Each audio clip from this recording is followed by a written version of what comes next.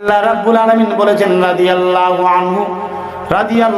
আনহুম ওয়া রাদু আন।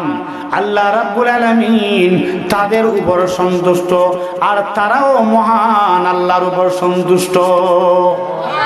তারাও জান্নাত পেয়ে আল্লাহর উপর সন্তুষ্ট। আল্লাহ তাদের আমল, তাদের নেক আমলে আল্লাহ সন্তুষ্ট। আল্লাহ যদি সাহাবায়ে কেরামের উপর সন্তুষ্ট থাকে তাহলে আল্লাহ সাহাবায়ে কেরামকে জাহান্নামের মধ্যে দিবেন।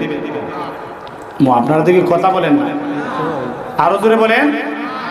সমস্ত সাহাবায়ে কেরাম এটা জান্নাতি, এটা আপনাদের ঈমান আছে তো? আপনার আকীদা বিশ্বাস আছে তো? সমস্ত সাহাবায়ে কেরাম এরা জান্নাতি, সমস্ত সাহাবায়ে কেরাম মাগফুর, সমস্ত নবীগণ নিষ্পাপ, সমস্ত নবীগণ নিষ্পাপ। এটা আমাদের ঈমান, এটা আমাদের আকীদা।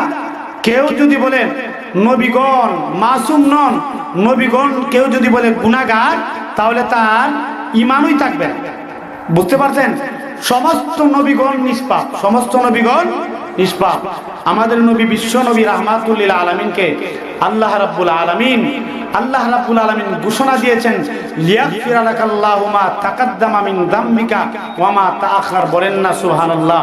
আল্লাহ রাব্বুল আলামিন ঘোষণা দিয়ে বলেন, নবী গো, আমি আল্লাহ আপনার আগে পরের সমস্ত গুনাহ আমি আল্লাহ মাফ করে দিলাম। বলেন না সুবহানাল্লাহ।